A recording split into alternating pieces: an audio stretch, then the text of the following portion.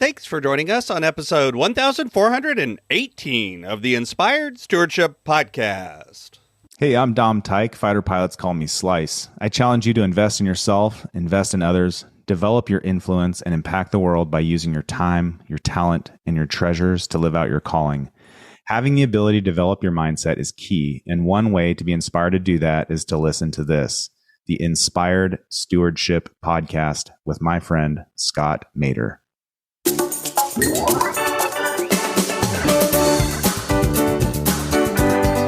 Yeah, so Scott, you know what? I noticed as we were writing these stories and putting them to print, I thought, well, this is about money because I want to make some money, but it's not really about money. It's not money for us, but we were giving the money away to a children's cancer nonprofit. And that really helped kind of channel our why. Why are we doing this? It was to impact multiple different avenues, whether that's... Welcome and thank you for joining us on the Inspired Stewardship Podcast. If you truly desire to become the person who God wants you to be, then you must learn to use your time, your talent, and your treasures for your true calling. In the Inspired Stewardship Podcast, you will learn to invest in yourself, invest in others, and develop your influence so that you can impact the world. In today's podcast episode, I interview Dom Teich. I asked Dom to share with you about his journey from fighter pilot to business owner. Dom also shares how his faith journey has deeply influenced his life journey. And Dom also gives you some tips on how learning to think differently, like a fighter pilot, can help you succeed in life. I've got a new book coming out called Inspired Living, Assembling the Puzzle of Your Call by Mastering Your Time, Your Talent, and Your Treasures. You can find out more about it and sign up for getting more information over at inspiredstewardship.com, Inspired Living. That's inspiredstewardship.com, Inspired Living. Dom Slice Teich brings his fighter pilot background and applies them to guide pilots, athletes, business owners, and students with afterburner techniques that American fighter pilots use to ensure mission completion. As an Amazon best-selling author, a business owner, an entrepreneur, a civilian, and a military instructor pilot, he knows that busy individuals and teams struggle with information overload. Since 2002, Slice has guided hundreds of students towards their goals. His blueprint is called Single Seat Mindset, an impactful group of 40-plus fighter pilot guides with a combined experience of more than 700 years. There's proven formulas and life advice that's shared to the Insider Circle community to ensure success and big goal achievement, all while avoiding overwhelm, overload, and flameout. They dive deep into the productivity world to provide guidance through short, impactful steps.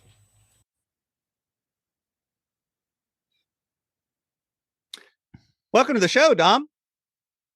Hey, good morning, Scott. How are you? It is great to be here. It's hopefully going to be a good day. I think it will be.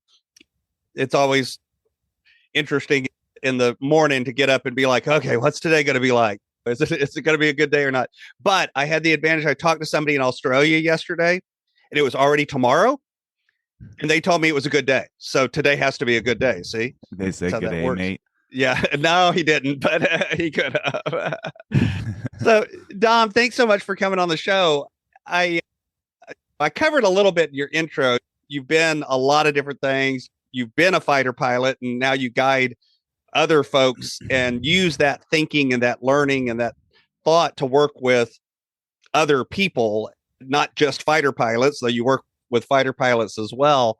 Would you share a little bit more about your journey and what brought you to this realization and this idea of sharing what you call the single seat mindset?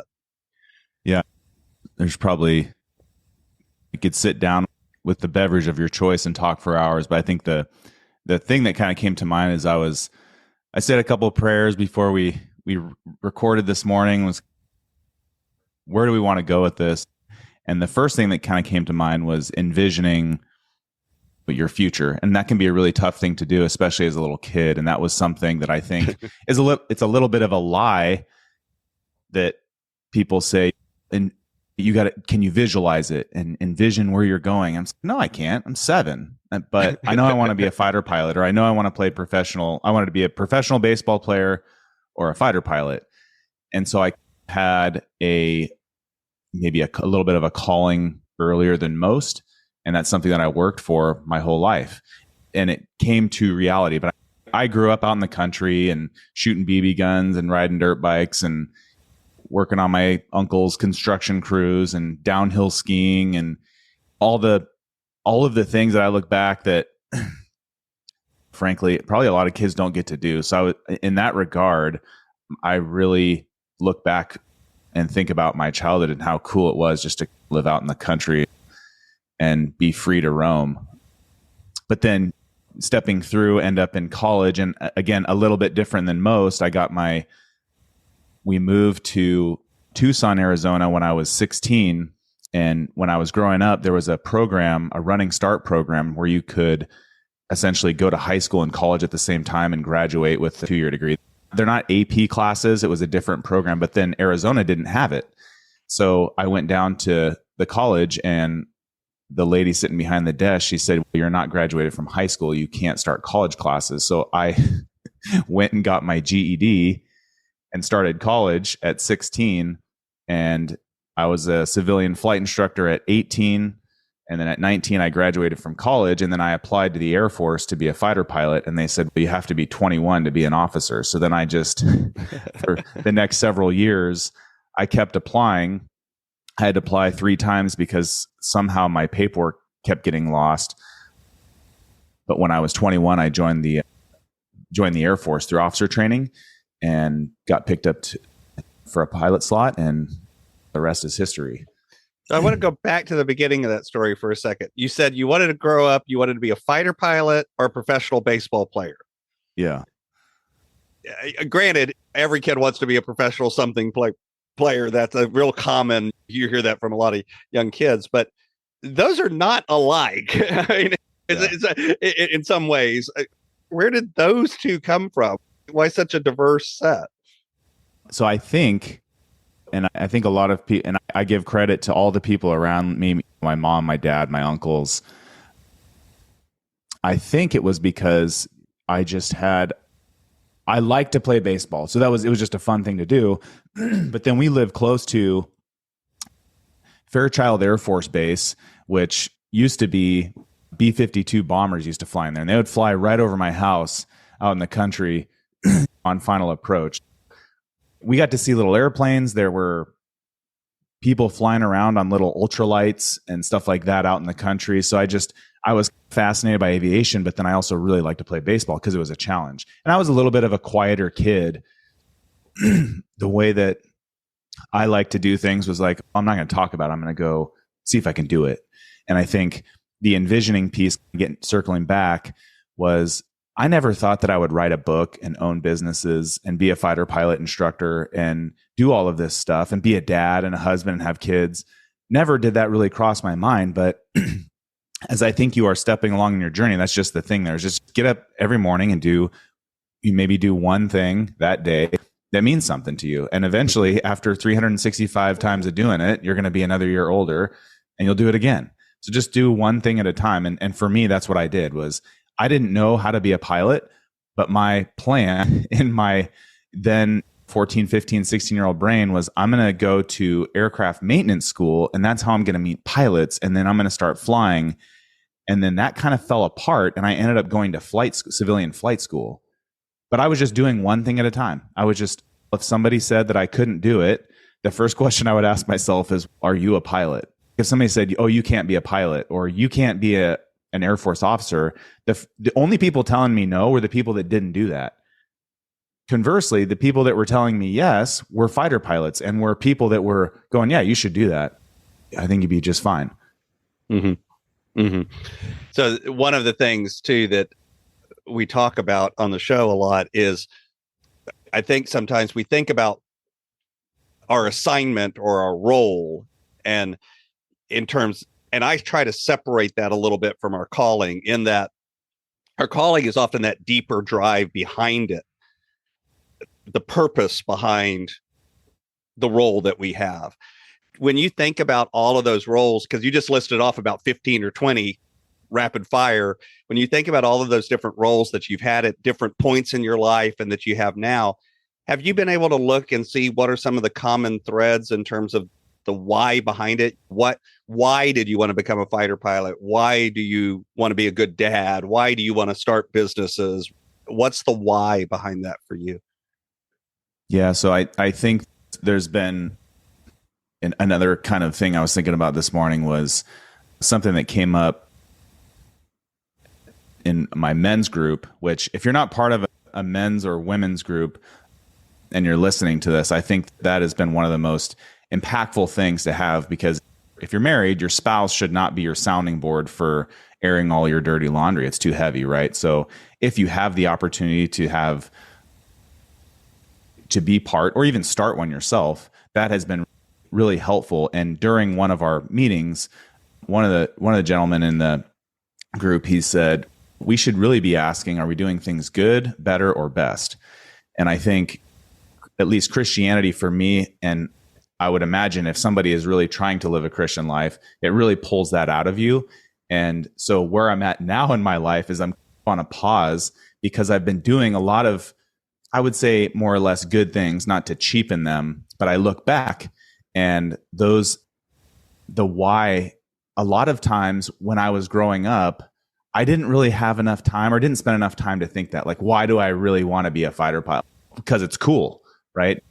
Because I want to rage around in an airplane and blow burnt up dinosaurs out the back end and shoot things. And it just sounded very intriguing and cool. And it is. It's been literally my dream job right now that I'm in. I'm actually still a fighter pilot instructor. Mm-hmm. And I still love doing it. I really don't want to go to the airlines because it sounds boring to me. Not to cheapen that from anybody else that's doing it, but I'd rather just fly fighter jets. But the why piece of that is where in about 2020, about 4 years ago, I went through what maybe you would call a spiritual reversion to Christianity, because I was not living a Christian life. And that really put the brakes on a lot of things that I was doing. So I finished some things out, but this year is really the year of kind of no. And I don't know if you saw that, but thank you for your patience to record this podcast. But this has been the first podcast I've recorded in many months, just because I'm saying no to a lot of things, because now I'm going, why am I even doing that? Mm-hmm. And it's questioning myself. So I got a lot of these things going that are good. The Single Seat Wisdom series book that has 50 fighter pilot stories. We give all of the money to a children's cancer nonprofit. Those are all good. But is that my big calling here on earth? And it's not.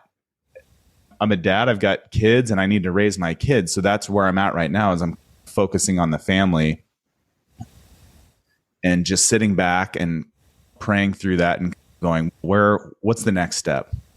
What's the next big thing? What's the best thing that I can be doing with my life to have the most impact? Okay. So the answer is you're trying to figure out that why right now.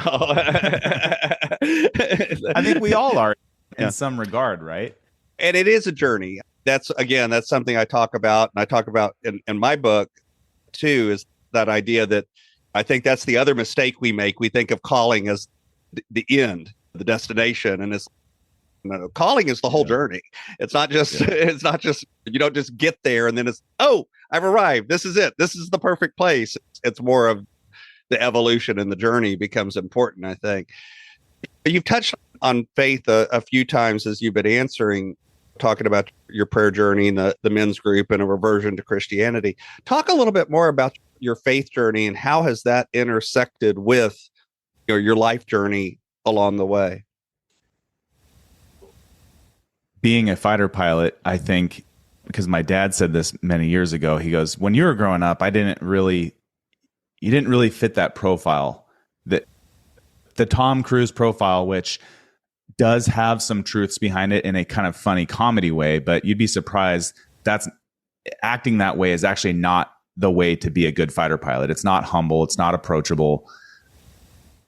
But being a fighter pilot and just be a civilian pilot even too, it teaches you how to think with a checklist, how to think on your feet, or in the air, if you will, and make those decisions. So what Christianity has done is I became a civilian pilot, and then I went through military training. I got pride took hold. And I remember walking out of church one morning, and I was not leading a Christian life. I was a very lukewarm, the worst of the worst, right? Where you're dipping the toe in, but you're not fully in. You're an admirer, but you're not really a follower type of thing. And I looked at my wife, and it's funny now, but God has a way of calling you in the direction you need to go. And I said, I'm going to prove this all wrong. It does. And that's when I started my first 1-year Bible study, which led into another Bible study, which led into a men's group, which led into, holy cow, like reading somebody like St. Thomas Aquinas or some of these big brains of the Christian faith. And just, it makes me laugh now because I'm like, wow, I know I'm not the only one that's ever said that or done that, but I couldn't, after all of these years, right? Thousands of years of Christian teaching and reading the Bible, I thought the Bible was irrelevant to our era, and it couldn't be further from the truth. It's very relevant. We're just living it over. And this is not shocking to you, but it was to me. Because reading the Old Testament, you're like, oh my gosh, this is happening in our day and age right now with all the craziness and all the confusion. It turns out we're still people. Yeah, exactly. We just have computers. We haven't actually evolved that much more. It's sad. We just have nicer houses. 2,000 years ago, and it turns out we're still people. We're still doing the same stuff that we did back then. Yeah, turns out still that when you put money towards things, your heart goes there too. Yep, that's still true. Yep, we still do that. Yep. But that's the Christianity. I couldn't prove it wrong, and then I grabbed onto it because it makes so much sense, and it's, if you are actually making those decisions through your daily life, all of the other stuff is so easy. When you wake up in the morning and you start your day with prayer, and really what you're doing is, in the absence of, if you're a non-religious person, people still do this. They call it intentionality. So you set your intentionality for the day. You're doing the same thing.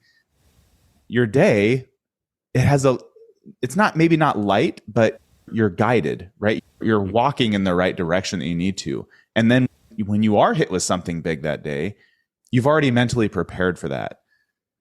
So I think that was, to answer your question, that's been the biggest thing with the faith, is that as I try to make these decisions throughout the day, if they're guided incorrectly, it manifests itself in that way where it's like, I made the wrong decision there because I wasn't doing it based on what I've learned as a Christian and what is good and beautiful and all the things that the Christian faith really highlights.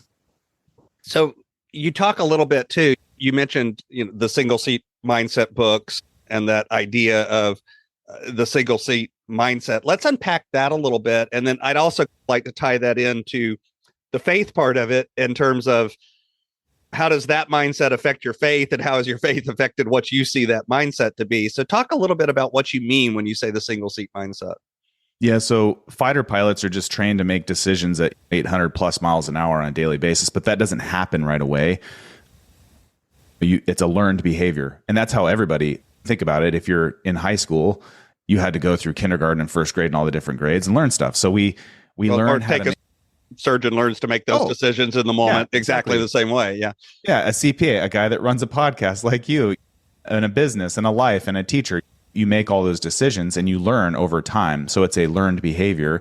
But what I noticed, the single seat mindset, where that comes from, is that the way to think is developed and learned, and it's really useful in high performance professions. In 2020, I was on a mountain bike ride and I thought about what COVID was doing. And there was a class that was going through of F-16 students, and they were really struggling because of lack of face-to-face interaction, all this stuff. So I started a website and what eventually became the Competent Wingman program. And what it does is essentially it trains you how to think. And these things that I learned as a fighter pilot, we just put that into a little online program. It's at singleseatmindset.com. And the students then, I would send them emails, and it was very clunky. So then I automated it so that you could sign up yourself and read through it. But then where that kind of led was I started asking a couple of my fighter pilot buddies, I'm like, dude, when you go to the airlines or when you retire, your story is going to die. Do you have a story a short little story you could read in 10 minutes that you'd be willing to put in print? At that point, I had already published a book for one of my investing companies. And I was like, I've already done the book thing. I already have a website. I already have this all set up. All you got to do is write the story, and I'll deal with all of the painful things that go along with writing a book. And that birthed Single Seat Wisdom, the series of books. And so the first book, we got 20 fighter pilots on board, and they all wrote a story. And yeah, so Scott, you know what? I noticed as we were writing these stories and putting them to print, I thought, this is about money because I want to make some money, but it's not really about money. It's not money for us, but we were giving the money away to a children's cancer nonprofit. And that really helped channel our why are we doing this. It was to impact multiple different avenues, whether that's children going through cancer treatments in the inland Northwest in the US, or to put our stories into print so that really anybody can read the stories. But I would say the targeted demographic for our Single Seat Wisdom series are probably high school kids through maybe a couple years out of college, just to either inspire you or to give you a vector if you need one, if you're really running in a direction and you're trying to get somewhere in life.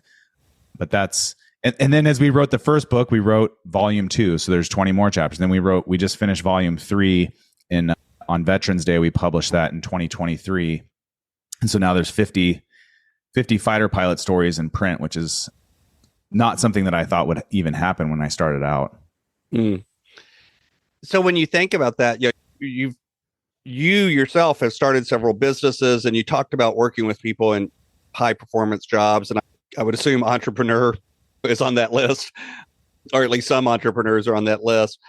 When you think about what you've learned as a fighter pilot and through starting the businesses yourself, through teaching others and doing all of that, how do you think that has positioned you to be an entrepreneur in a different way than maybe the typical, air quotes around typical entrepreneur?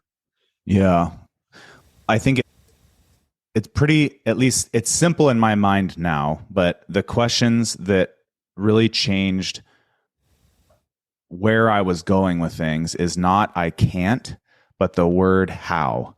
And I think if you change I don't remember who said this, but if you change your vocabulary, you can change your life. Absolutely. And so instead of saying, I can't make, I don't know, if your why is correct, you can say things like, I can't make $1 million. Well, how? And then when you ask, how could I do that? Then ask yourself why. Because if your why is just about making money, there's a good chance that if you're driven, you'll be successful, but then you'll be sitting there with $1 million in your hand or whatever. It's the typical, hey, I bought 40 apartment buildings and now I have $20 million, but I sold them and now my why wasn't deep enough and I have all this money and now I'm in Vegas gambling. Or the inverse to that is I bought these apartments, I made $20 million so that I could X, Y, and Z, and then it leads into something else bigger and better. So I think those are the things that I learned as a fighter pilot is, how to read a checklist, how to mission plan, I think is a big one, how to execute at a really high level. And then more importantly, the debrief. Once you're done with something is sitting down, taking notes and asking yourself those difficult questions that even if you were successful, Scott, like you've probably done this in the past. It's definitely happened to me was, hey, that went really well. Was it luck? Or because there's sometimes I've been lucky and being lucky is nice. It's an intersection of hard work and good timing. However, sometimes it doesn't go well. And then that's really, I think, where a lot of people lose their lessons. And one of the fighter pilots, his call sign is Dirty and his last name is Bird. So Dirty Bird, who's a, that was just like, that was an easy one, right? He wrote a chapter in Single Seat Wisdom Volume 1 called The Art of a Fighter Pilot Debrief. And he even has like a little squiggly chart. Hey, did your plan, did your mission planning and your execution go as planned? If the answer is yes, then there's other questions to ask yourself. Right. If no, then, hey, was it your plan? Was it your execution? He steps you through that. And to lend some credibility to him, not only is he a fighter pilot, not only is he an instructor, not only did he go through the Air Force equivalent of Top Gun school, which is what we call weapons instructor course. Right. He's a weapons instructor course instructor. And now he's gone to a different fighter jet airplane. So the dude has been around. He knows how to teach fighter pilots at a very high level, and he's been in those types of situations. But I think if I were to say to answer your question, how has the background really helped me think in a different way as an entrepreneur? It's the debrief, or it's the after action report, or whatever you want to call it. When you're done with something, even with your day, because Dirty even talks about that. He's at the end of your day as you're driving home, debrief yourself, or go through a little bit of reflection on what just happened and how you can do that better. Yeah, it is a powerful, that idea of, I think we forget a lot of times. So the way I frame that is I talk about plan, execute, review, reflect, revise, repeat. So the idea of do something, think about what you're going to do it, but then actually look at what happened and then reflect on what happened. And again, like you said, doesn't matter if it worked or didn't work, you're still reflecting. And then you may want to revise and then try again, repeat. That idea of that kind of feedback loop is powerful in our life at any grain size, whether that's looking at your day, whether that's looking at something you did in the last hour, or whether that's looking at the last 10 years of your life. It still has value. So I love that. The other thing that came to mind while you were talking is, circling back, you mentioned earlier, these are learned skills. Does someone have to become a fighter pilot to learn how to do an effective debrief? I know that's Absolutely a softball. Yeah, absolutely not. You practice. And I would say it's less about a lot of practice and it's more about perfect practice. So executing the best you can, and then but you have to put your pride aside.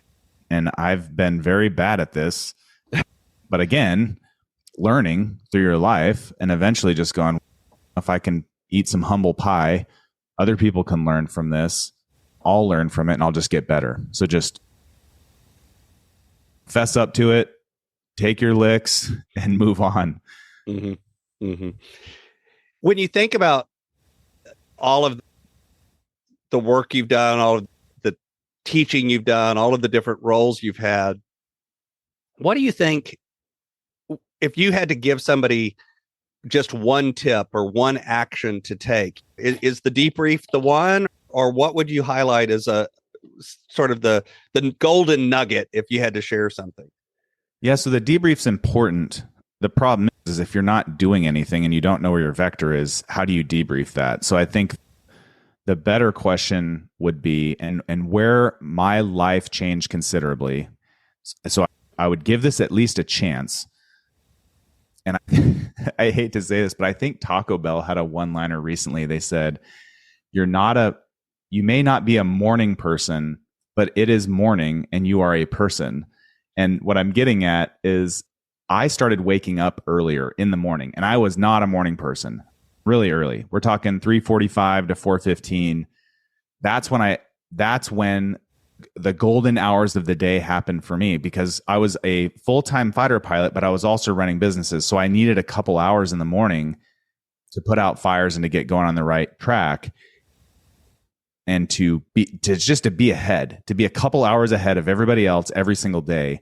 But even simpler than that, the golden nugget would be tracking back and looking at what I started to do was I just started waking up earlier, which meant I went to bed earlier, which meant I wasn't watching junk shows on TV at night, which meant I wasn't going to have a beer and a bag of chips. So my health got better, my sleep got better. And as I woke up earlier every day, I'm now to a point where, I initially started with, I'm going to do 15 minutes of silence. And then I couldn't sit still. There was so much stuff going on in my mind. So what I started doing was writing things down. And I think that what I've learned is that you need to start your day. I call it the 5 minutes of whatever, for freedom, for 5 minutes of silence, 5 minutes of prayer, reflection, whatever. But that helps you really set your intentionality for the day. Mm-hmm. And if you just, what I was doing for many years was I would time everything. So I would roll out of bed with enough time to grab my food, get in the car, drive to work, or do whatever. And I was literally sprinting through my day. And the problem with that is that if you don't ever pause, like you were saying, to reflect and to go, am I even going in the right direction? I was just at a full sprint all the time, which I achieved a lot of things doing that, but then it led to a big mental crash about 6 or 7 years ago. Mm-hmm. So I think that to summarize all that, the golden nugget would be the why behind it is you need to start your day and wake up 15 minutes earlier than you normally do, and then just sit still for 5 minutes, close your eyes, pray, do whatever you need to do, but set your intentionality for that day. Go, hey, this is where I'm going. Because if you don't do that, then you're going to be floating through the day. You're going to be scrolling through all of your social media junk and looking at the news, and you don't really have a plan. Like you said, there's plan, execute, and all of the other steps. We even had a fighter pilot, a chapter called Plan, Execute, Debrief. Mm-hmm. So if you don't start out with your plan at the beginning of the day, even for 5 minutes, if you don't have 5 minutes, then maybe just be a floater, float through life, and you'll end up on your deathbed going, what the heck happened? But if you want to get somewhere, you need to have a plan. And that plan starts at the beginning of every day and just 5 minutes. Now, granted, sometimes it'll take longer, but start with 5 minutes. That's the first step. Yeah, absolutely. So before I ask you a few questions that I like to ask all of my guests, is there anything else about the work you do or the single seat mindset that you'd like to share with the listener? I think for me, learned behavior, if you're more of I know type A personality gets a bad rap, but if you're more of a motivated person, it can lead to aggressiveness in your approach. And I think if you can figure out how to soften those edges, I look back on many things that I did that were more or less successful, but how much quicker it could have happened, or how much better it could have happened had I been a little bit humbler in my approach. So just taking a pause, and again, this starts in the morning with the 5 minutes, just taking a pause and going, okay, I'm about to say this, or I'm about to do this. Does this make sense with my plan? And you'll know because you made your plan in the morning. So you've stepped through that. So my brand is Inspired Stewardship, and I run things through that lens of stewardship. And yet that's one of those words that means a lot of different things to a lot of different people. So when you hear the word stewardship, what does that word mean to you? So being in the military, one of the concepts that I learned really young as a military officer is this idea of servant leadership. So serving others. And it can take on many different forms, and you can talk and read about it all day long. But when you talked about inspired stewardship, it meshed in my mind as servant leadership, meaning I'm serving others. I think where inspired stewardship levels up from servant leadership is that, what are you inspired by, Scott? So like, why do you call it inspired? Who is inspiring your stewardship? I think that would be the question that I would ask you. For me, it is God. It's my relationship with God. It's the idea of there is something out there that is bigger than me. I'm not it. It's the whole joke of the best day of my life was when I realized there was a God. The second best day was when I realized it wasn't me. Because I think it's that idea of there's something greater than us, and our relationship with that greater thing is, for me, the power and the inspiration behind it. Yeah. And I think that is why when I read those two words, I was like, that is it's so true, because you can be a servant leader, and I think it stinks, but the golden rule, I think, is junk. Do unto others as you would have them do unto you. I prefer the platinum rule. Yeah, exactly. Well, yeah, so go with the platinum rule. Yeah, so the platinum rule is do unto others as they wish to be done unto, as opposed to do unto others as I want to be done. Yeah, but the problem is inspired stewardship. If you let man, read the Old Testament. If you let man run the show, we'll mess it up every time. And that's the biggest lesson. Forget reading the Old Testament. Look out your window. Yeah, so exactly. And then in our day of modern day relativism, where, hey, it's good for you, but it's not good for me, or it's good for me, it's not good for you, it doesn't really work, because the rules are always changing. Everything is relative and there's no absolute truth. And if you go down that route, you end up with a lot of the things that we're facing in our own culture right now. Everybody is so confused, and it's because of a lack of God, and it's because man is running the show.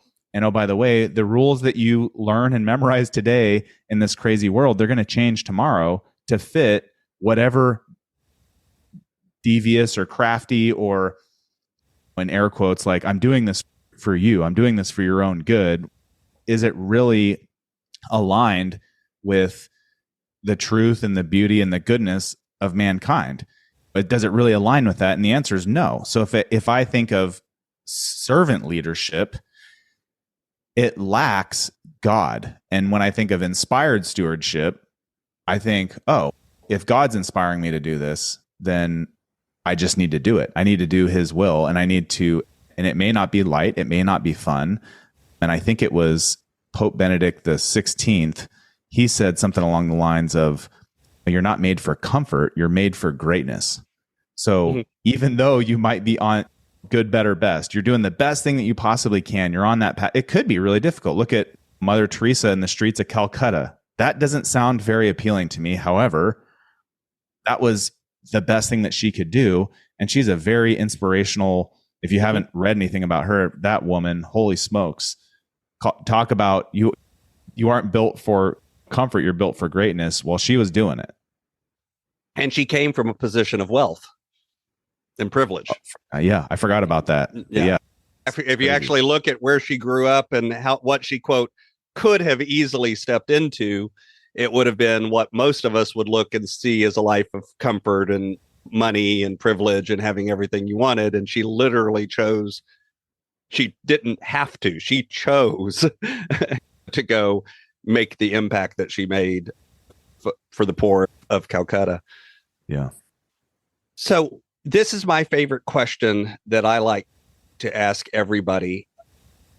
Imagine for a minute that I invented this magic machine.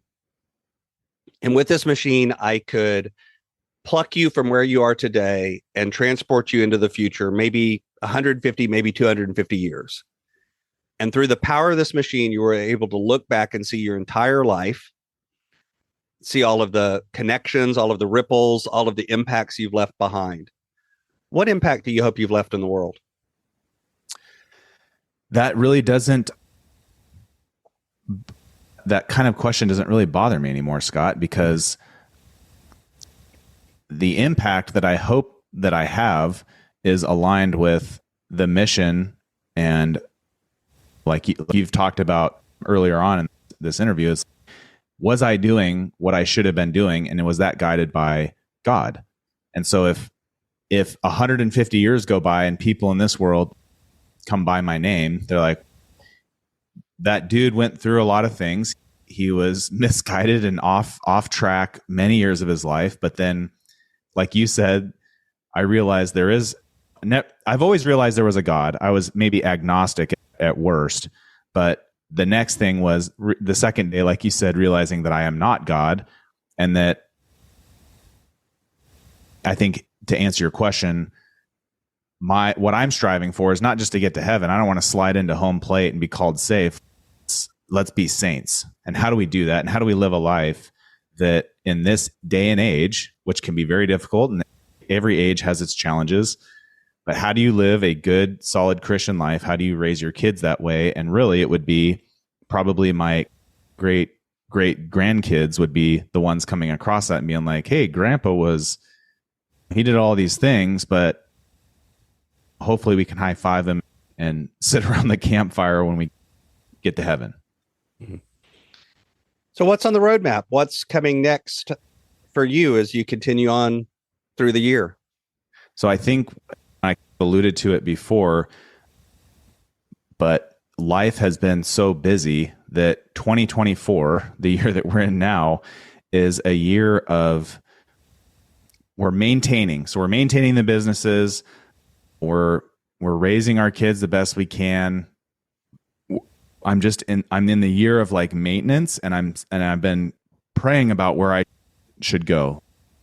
What's the best thing to take all of this stuff and package it neatly and then just go with that one thing? And right now that answer isn't super clear to me.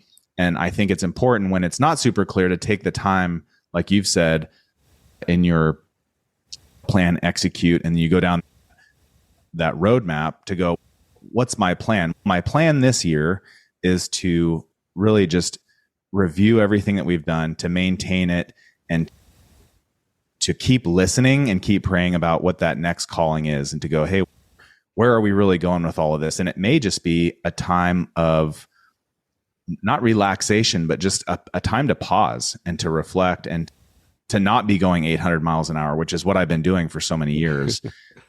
But 2023 was the year I've turned off a lot of projects. We finished publishing that book. There's some other business things that happened. And 2024 is just like, okay, this is a maintenance year. This is a year to recharge. And it could be a year, 2 years, 3 years. I don't know. However, I'm comfortable kind of living through that and just resting in the fact that I don't need to be doing all of these other things that the world says I need to be doing. I need to focus on the things right in my own circle of influence, especially as you open a news feed and it's about all of the bad things. So I need to focus on what is good and what we've done in the past and just maintain and not to forget the things that are going right in front of my face. My kids are growing up right in front of my eyes, and I need to make sure that at this age that they're at, that I'm spending quality time with them. Mm-hmm. You can find out more about Dom Teich over at singleseatmindset.com. And of course, I'll have a link to that in the show notes as well.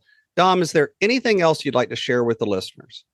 Yeah. So if you've listened this far, if you go to singleseatmindset.com/podcast gift, all one word, singleseatmindset.com/podcast gift, you can, the first 3 listeners can sign up and get a free copy of Single Seat Wisdom Volume 1 sent right to your doorstep. There's no catch.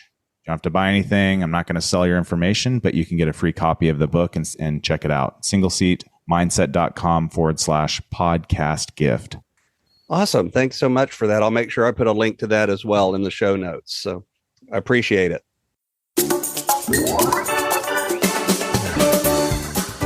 Thanks so much for listening to the Inspired Stewardship Podcast. As a subscriber and listener, we challenge you to not just sit back and passively listen, but act on what you've heard and find a way to live your calling. If you enjoyed this episode, please do us a favor. Go over to inspiredstewardship.com/iTunes rate, all one word, iTunes rate. It'll take you through how to leave a rating and review and how to make sure you're subscribed to the podcast so that you can get every episode as it comes out in your feed. Until next time, invest your time, your talent, and your treasures. Develop your influence and impact the world.